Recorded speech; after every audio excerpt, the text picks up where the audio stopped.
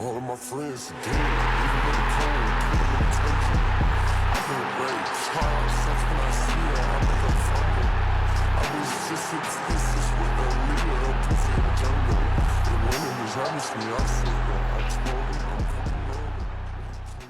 So this chapter starts off with Yuji listening to Megami's soul. Megami starts talking about how he wished he could create a world where Sumiki could live a happy life. And even if he failed at that, at the very least he wanted that life to be sustainable as long as he was alive. You know, eating meals prepared out of habit, watching laundry dry in the sun, and seeing his homeboy walk alongside his sister. You know, he just wanted to be happy. And you know, I think it's sweet that he cares for his sister and whatever, but the least that he could have done was be nice to her when she was alive. That nonchalant gimmick of his literally sent her to the grave. Look at this hating ass nigga. Big sis trying to help him out and all this bum can say is some disgusting. Fuck out of here, man. Megami ends off saying that he's had enough. And Yuji responds to this by telling him about his grandfather. Apparently, even though he had lung cancer, he still turned down the treatment for it. Yuji speculates that it might have been because he thought he could just tough it out. He goes on to say that something like euthanasia didn't seem right for a guy like him. Yuji has always felt distant from everyone else. Some other person might be pushed to do that, but not him, he'd be fine. And it makes sense. Yuji was gifted with insane physical prowess thanks to Kenjaku. When you think about it, he really is like the Gojo of the normal world. Like Gojo, he was hella gifted, stood out, and a lot of people knew of him but they didn't know him, you know? Like Gojo said, you can admire a pretty flower but you can't ask it to understand you. So it's not really surprising that I guess normal human suffering wouldn't seem that much to him physically. But after going through what he's gone through at Jujutsu High and thinking about the possibility that this could go on forever, he started to empathize with the decisions that people like his grandfather make. People who encounter unavoidable realities, and for that reason, he can't tell Megami to keep living. And he's not saying that because he's a hating ass nigga like me, but because telling Megami to live would be dismissive of the struggles he's gone through. If he wants to live, he's gotta lock in for himself, not because someone told him to. Then we snap back to reality.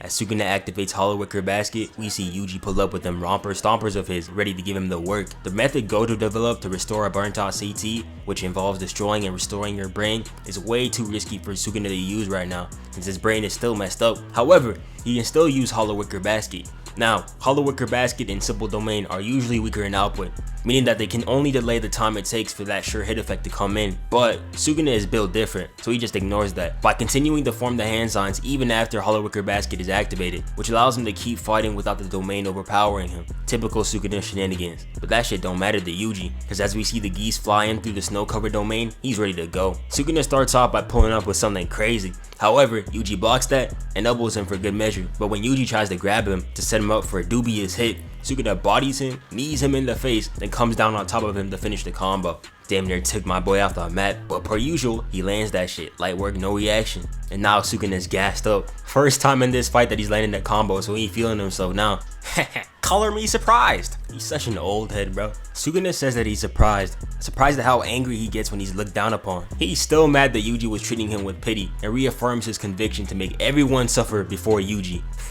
And I ain't gonna lie, he shouldn't have said this. The last thing he want to do in a fight is make Yuji mad. And now look at him, he's locked in. This old man about to get his ass beat. Also, I did not know RCT could give you a free fade. Look at that lineup, bruh. He clean as hell. Somehow he managed to get that earring back too. Okay, Sukuna. Before we go back to the fight, we run into Megami again. He's saying the same thing he said to Gojo when they first met, but instead to Yuji.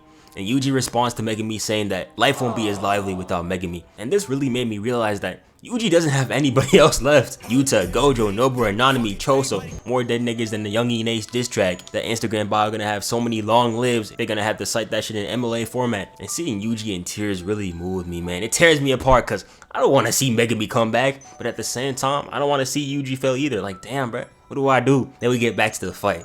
And we see Megami using his shadow to sink Sukuna. We have not seen Megami do shit in a fight for almost 100 chapters, which is kinda sad to say the least. But according to Sukuna, the 10 shadows is now non-functional, at least for him. Meaning that Yuji's dismantle was able to bring Megami's soul back from the depths of hell, that Yuji impact. And Yuji don't miss a beat, comes in with that trademark right of his straight to Sukuna's dome, and smiles for the first time in God knows how long. Because he knows that that bum is finally fighting back.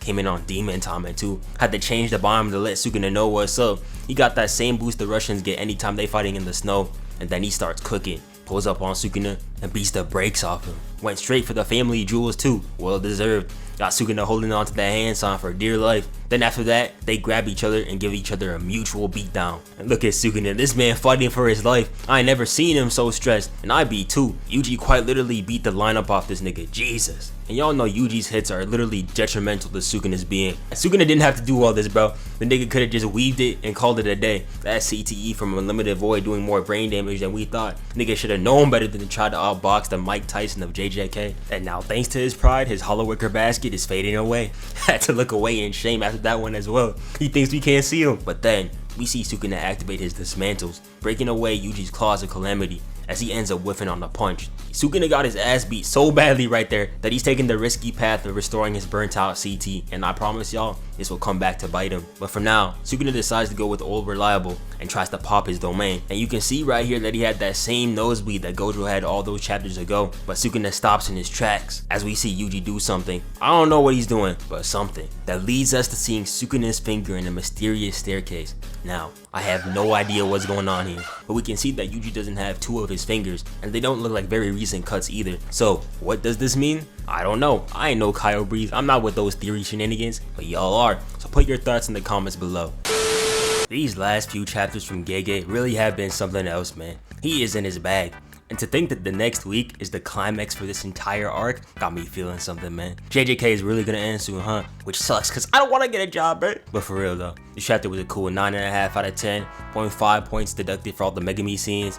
But hatred aside, it was nice to see this man finally wake up and do something for once, even if it was just making that measly ass puddle. But unfortunately, that set the Megami Glaciers asunder. Niggas talking about some, Noah, what's the apology for? Nigga, shut up. Man's made a puddle. Give me a hose and I can make Sukuna do that shit too. Don't talk about some apology BS until he actually do something worthwhile. Niggas talking about no apology. Nigga, shut the fuck up. But I think the biggest question of today was, what is this? Why is Sukuna's finger here? And what did Yuji do right here? And more importantly, what is Yuji's domain? Since Sukuna is using Hollow Wicker Basket, we still don't know how his sure hit works. Honestly, I'm not gonna make any assumptions. I'm just gonna wait and see what Gege's cooking. The most hype chapter of JJK coming up next week. Y'all know I'm gonna be there no matter what. Anyway, thank you for watching. I love you. Goodbye. Before we end it off, this video was sponsored by Anime Express. Anime Express has a variety of merchandise from all your favorite animes, such as Jujutsu Kaisen, Naruto, Demon Slayer, One Piece, and others. They got a variety of stuff and cool things, such as hoodies, t-shirts, necklaces, and this dope ass sword over here. Personally, my favorite is the Choso hoodie, cause as much as I be hating on bro, this shirt is tough as hell. And if you want 10% off, use my code NOAH10 at checkout. Link in the description. And yeah, thanks for watching.